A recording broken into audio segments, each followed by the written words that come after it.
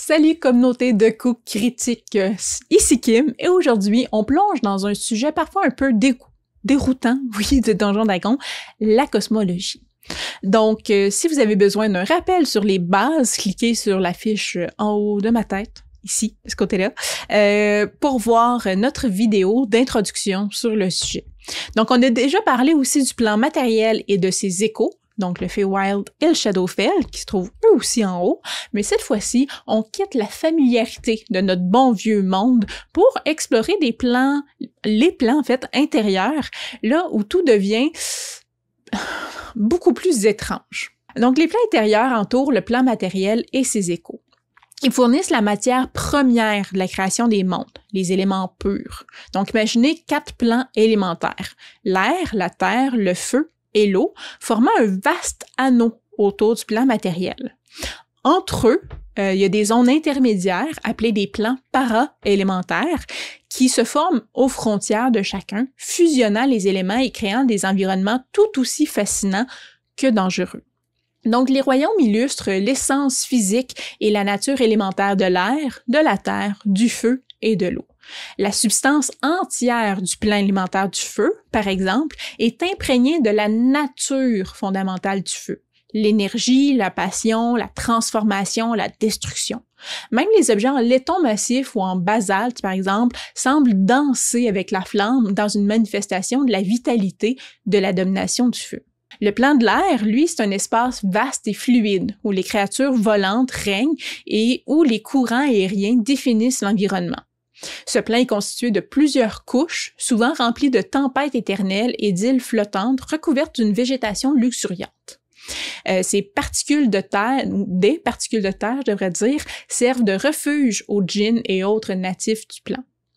D'autres créatures, comme les griffons, des pégases ou les éléments d'air, vivent sur des bancs de nuages imprégnés de magie pour devenir des surfaces solides où on peut reposer, soutenant des villes et des châteaux. Le plan de l'air présente un ciel infini, des mers de nuages sans fin, des tornades gigantesques et des îles suspendues dans le vide avec des vents puissants et des orages constants. Une faible gravité permet aux habitants de se déplacer librement dans l'air.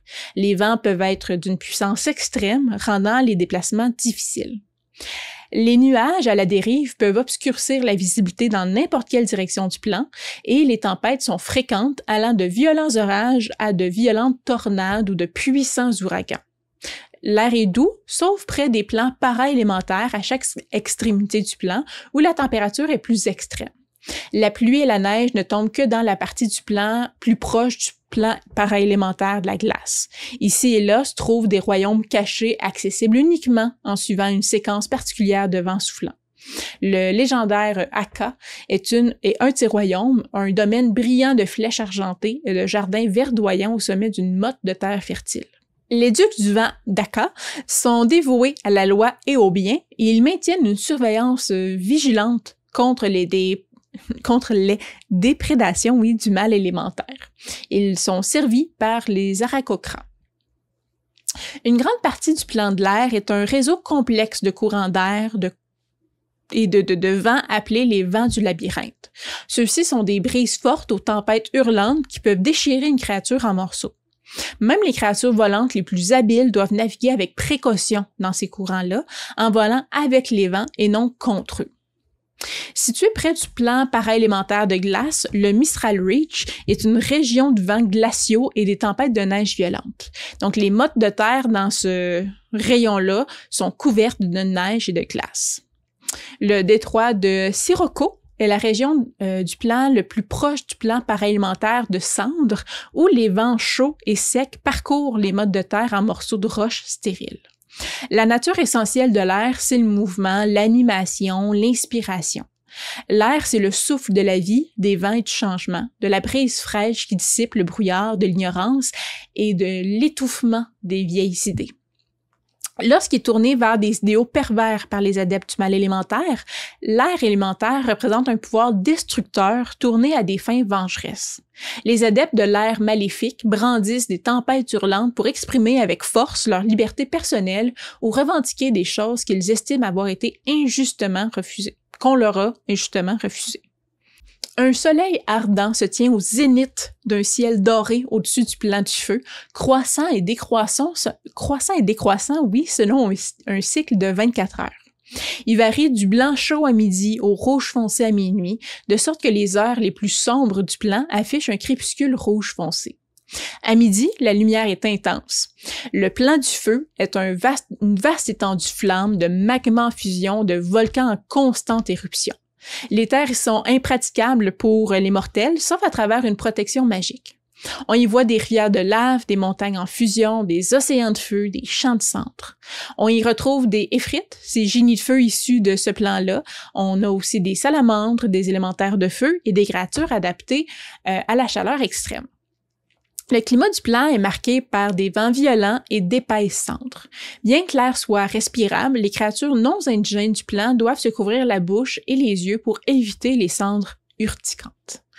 Les Ifrites utilisent la magie pour éloigner les tempêtes de cendres de la cité de Letton, mais ailleurs dans le plan, le vent souffle toujours, atteignant parfois la force d'un ouragan lors des tempêtes les plus violentes. La chaleur extrême peut provoquer des blessures graves, voire la mort. De plus, l'air est généralement saturé de fumée et de cendres. La chaleur du plan de feu est comparable à celle d'un désert chaud du plan matériel et présente une menace similaire pour les voyageurs. Les sources d'eau sont rares, les voyageurs doivent donc transporter leurs propres provisions ou produire de l'eau par magie. Le plan du feu est dominé par une grande étendue de cendres et de braises noires traversées par des rivières de lave. Donc, des bandes de salamandres errantes se battent entre elles, attaquent les avant-postes Azer et évitent les patrouilles de la cité de Letton. Des ruines d'obsidienne parsèment le désert, vestiges de civilisations oubliées.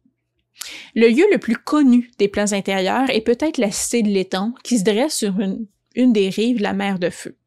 C'est la cité légendaire des Ifrites et ses flèches ornées et ses murs hérissés de pointes reflètent, la nature grandiose et cruelle des Ifrites.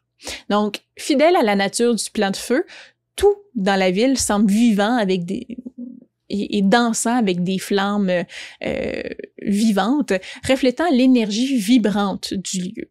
Le cœur de la ville est le formidable palais du charbon où règne en maître l'empereur tyrannique des Ifrites, entouré de nobles et d'une foule de serviteurs, de gardiens et de flagorneurs. La lave coule à travers les fontaines de la création vers le plan para-élémentaire des cendres et se déverse dans une grande étendue de lave appelée la mer de feu, traversée par des marins Ifrites et Azer dans de grands navires en laiton. Des îles d'obsidienne et de basalte surgissent de la mer, parsemées de ruines antiques et de repères de puissants dragons rouges. Donc, construite au sommet d'un haut rocher de basalte au milieu d'une rivière de lave, se trouve une taverne au mur de fer, facilement accessible en montgolfière. Le propriétaire est une langue de feu sensible nommée Torchy, qui vend une bonne bière et semble avoir un nouveau porteur tous les quelques mois. Donc, Torchy's est un lieu de rencontre populaire pour les amateurs de montgolfière. Le feu représente la vitalité, la passion, le changement. Donc, dans le meilleur des cas, le feu reflète la lumière de l'inspiration, la chaleur de la compassion et la flamme du désir. Les cultes du mal élémentaire représentent le feu dans ce qui est de pire, cruel, destructeur. Les adeptes du feu maléfique cherchent le pouvoir de brûler des impuretés du monde avec des éruptions volcaniques, des incendies incontrôlés, des vagues de chaleur et de sécheresse, transformant le plan matériel en un miroir des déserts de cendres. Les aventuriers viennent fréquemment dans la cité de Letton pour rechercher la magie légendaire. Donc, c'est possible d'acheter des objets magiques dans votre campagne. La cité de Letton est l'endroit le plus susceptible de trouver un objet à vendre. Donc, les Ifrites aiment échanger des faveurs, surtout lorsqu'ils ont un avantage dans les négociations. Le plan de l'eau, c'est une mer sans fin, appelée la mer des mondes, parsemée d'atolls et d'îles qui s'élèvent à partir d'énormes récifs coralliens qui semblent s'étendre à l'infini dans les profondeurs.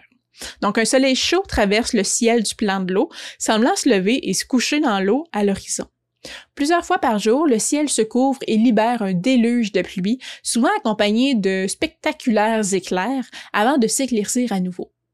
La nuit, un ensemble scintillant d'étoiles et d'aurores boréales orne le ciel. Donc, les tempêtes qui se déplacent sur la mer créent parfois des portails temporaires vers le plan matériel et attirent des navires dans le plan de l'eau. Les navires qui survivent ce transport sillonnent ces eaux avec peu d'espoir de rentrer un jour chez eux. Donc la météo sur le plan, c'est vraiment une leçon d'extrême.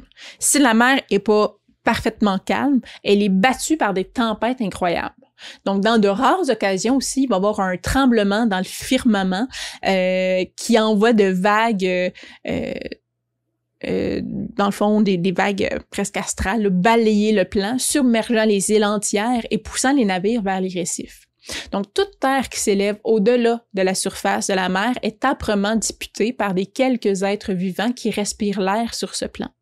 Des flottes de radeaux et de navires attachés ensemble servent de terrain solide, là où rien d'autre n'est disponible, bien que la plupart des natifs du plan ne franchissent jamais la surface de la mer et ignorent donc ses habitations. Donc le plan est le foyer de créatures aquatiques, principalement, donc des océans profonds et des rivières infinies. On y voit de gigantesques océans, des rivières sous-marines, des cités englouties. Certaines zones sont couvertes de coraux et d'algues géantes, d'autres d'immenses créatures marines. Donc, on va y retrouver les madrides, donc ces génies de l'eau. On va avoir des krakens, des shaugins, des élémentaires d'eau. Donc, l'eau est omniprésente, ce qui rend la respiration difficile, on s'entend, sans enchantement ou adaptation. Les créatures adaptées à ce plan peuvent y nager, eux, librement. Toutefois, l'absence de terre ferme et la constante pression des vagues rendent l'exploration de ce plan-là extrêmement difficile pour les visiteurs non adaptés. Donc, l'empereur nominal des Marides réside dans la citadelle des 10 000 perles, un palais opulent fait de corail parsemé de perles. Le palais est la pièce maîtresse scintillante de la mer de lumière. Donc, les visiteurs sont invités à demander des faveurs à l'empereur, dont l'humeur est aussi changeante que la mer. Les profondeurs les plus creuses, on pourrait dire, du plan, où la lumière du soleil n'atteint jamais le fond, sont appelées les profondeurs obscures.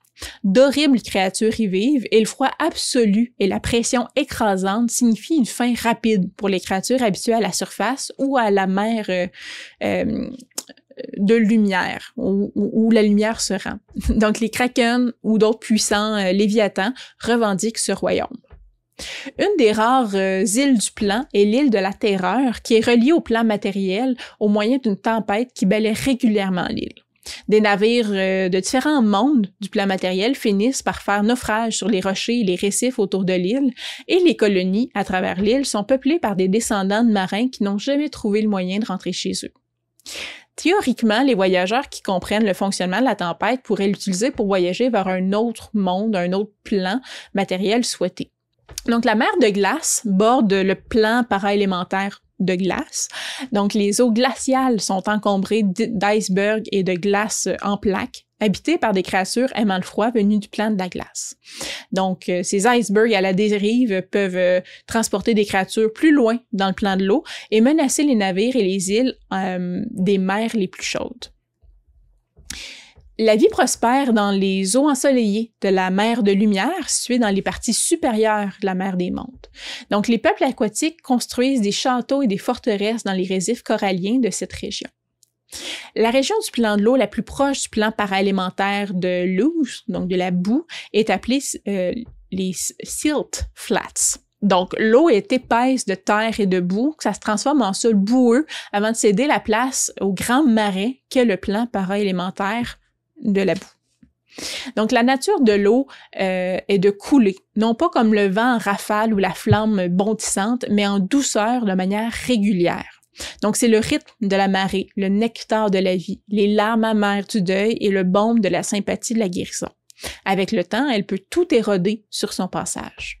Le mal élémentaire met l'accent sur le pouvoir érosif de l'eau, ainsi que sur la destruction provoquée par les marées montantes, les tourbillons mortels et les torrents déchaînés. Donc, les adeptes de l'eau maléfique croient que les mers et les eaux profondes sont impatientes de récupérer l'eau emprisonnée dans le corps des créatures vivantes et pensent qu'il est de leur devoir de ramener les autres aux eaux primitives en noyant ou en versant le sang des victimes. Le plan de la Terre est une étendue infinie de roches, de cavernes, de montagnes où tout est solide et écrasant. L'atmosphère est dense, la lumière est rare. On peut y voir des montagnes de pierres, des grottes profondes, des galeries sans fin, souvent ornées de pierres précieuses et de minerais rares. La plupart des visiteurs du plan arrivent par de vastes cavernes qui creusent des nids d'abeilles dans les montagnes. Donc, on y retrouve les Dao, les génies de la terre, des Xorns, des géants de pierre et des élémentaires de terre. La gravité est forte sur ce plan-là, ce qui rend difficile tout déplacement rapide. Les visiteurs doivent s'adapter à l'environnement claustrophobique où l'air est rare, les espaces sont souvent étroits. La solidité du terrain peut provoquer des éboulements et des tremblements de terre. Les voyageurs doivent aussi être prudents dans ce plan-là sous peine d'être écrasés par des forces géologiques. La plus grande caverne du plan, appelée la Grande Fouille dissolue ou le labyrinthe septuple, abrite la Cité des Joyaux, la capitale des Dao. Donc, le Dao qui règne là, est très fier de sa richesse et envoie des équipes à travers le plan à la recherche de nouveaux filons de minerais et de pierres précieuses. Donc, grâce à ces expéditions-là, chaque bâtiment et objet important de la ville est fabriqué à partir de pierres et de métaux précieux, y compris les fines flèches incrustées de pierres précieuses qui surmontent la plupart des bâtiments. La ville est protégée par un puissant sort qui alerte toute la population si un visiteur vole ne serait-ce qu'une seule pierre. Les fourneaux sont les montagnes les plus proches du plan paraélémentaire du magma. La lave s'infiltre dans leurs cavernes et l'air pue le soufre.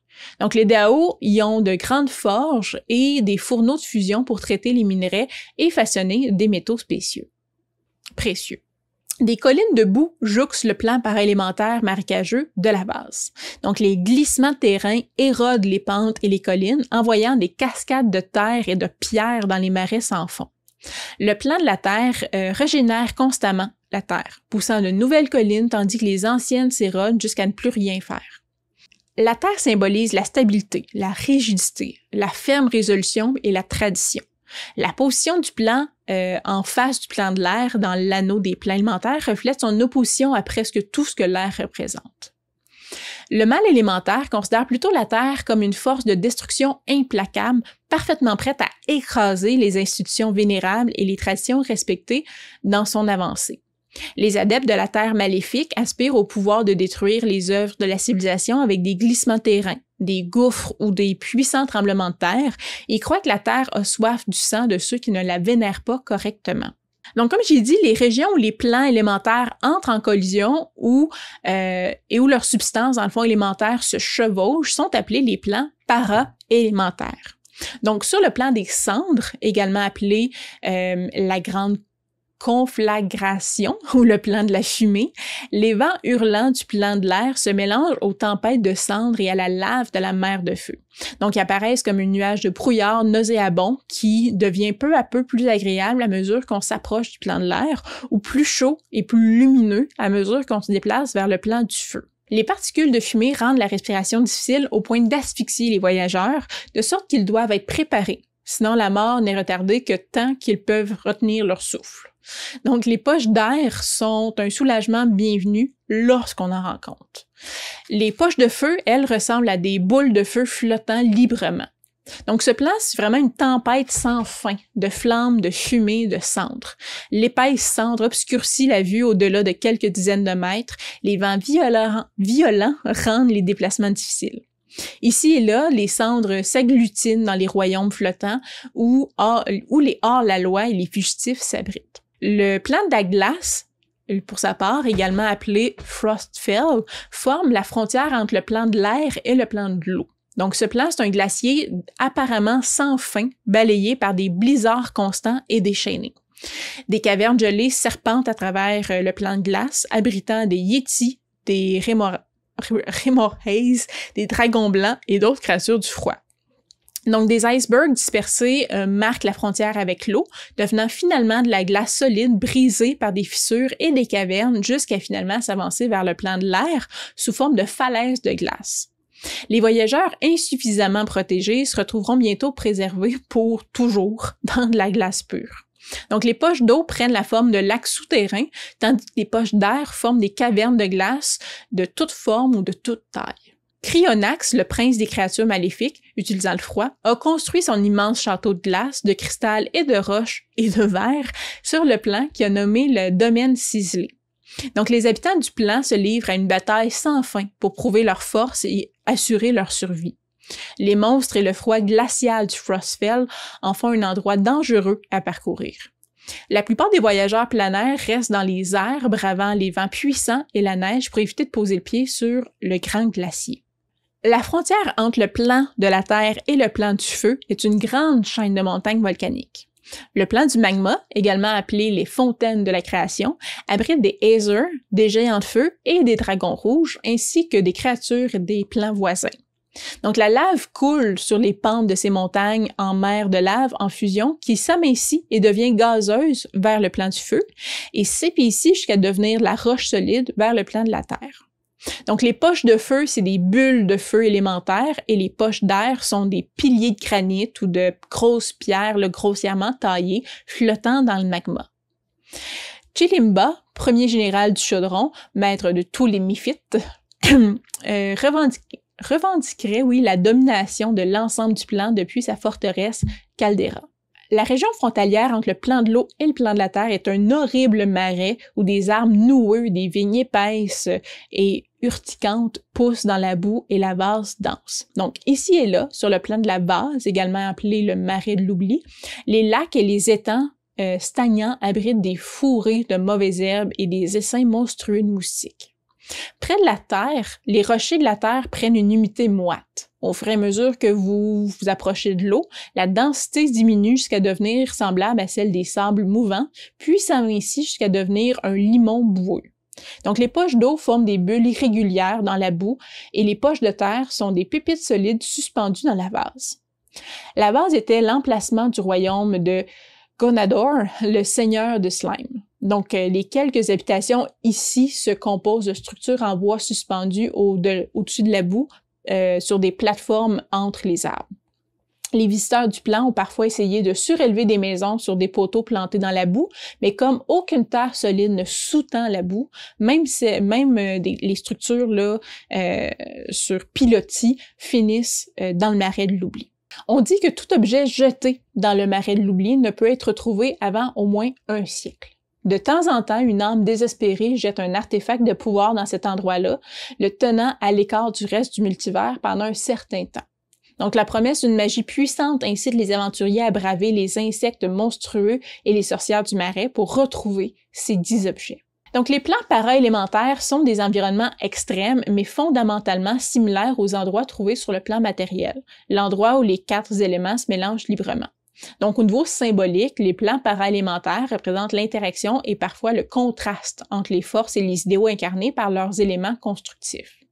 Le plan de la cendre, par exemple, met en évidence le point commun entre l'air et le feu, la tendance au mouvement et au changement qui prend un ton destructeur en raison de la conflagration rageuse du plan. Le plan de la vase, lui, accentue le contraste entre la terre stable et rigide et l'eau qui coule régulièrement. À leurs extrémités les plus intérieures, là où ils sont conceptuellement les plus proches du plan matériel, les 4 plans élémentaires et les 4 plans para-élémentaires ressemblent à des lieux du plan matériel.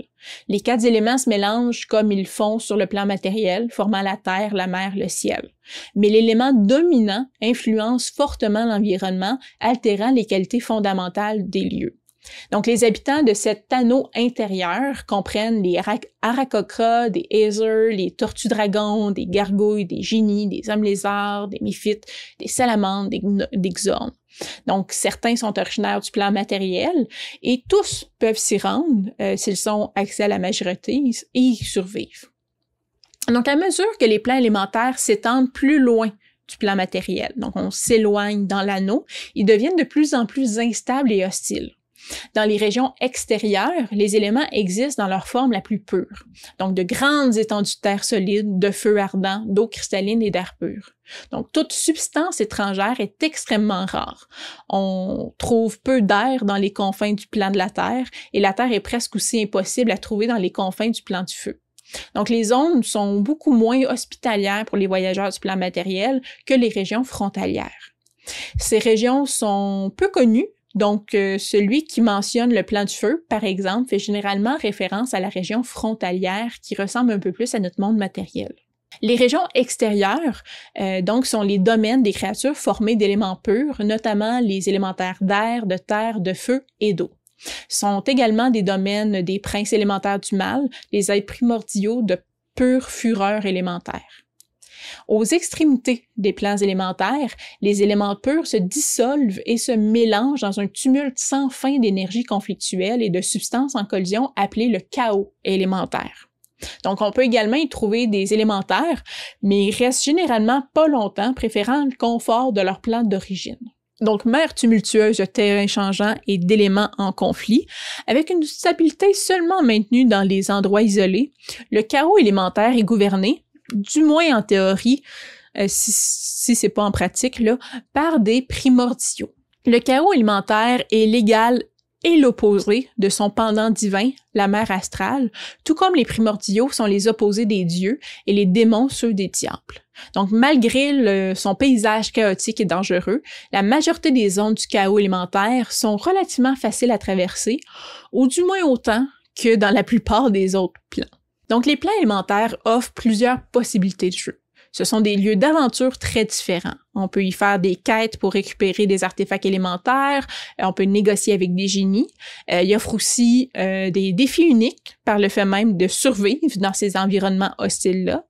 Aussi, les plans permettent de rencontrer des antagonistes puissants à travers des génies rivaux, des élémentaires incontrôlables ou des créatures mythiques. Donc voilà pour aujourd'hui, communauté de co-critique.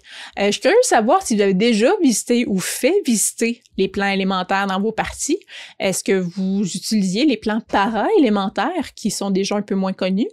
Donc, est-ce que c'est des lieux que vous trouvez inspirants en général?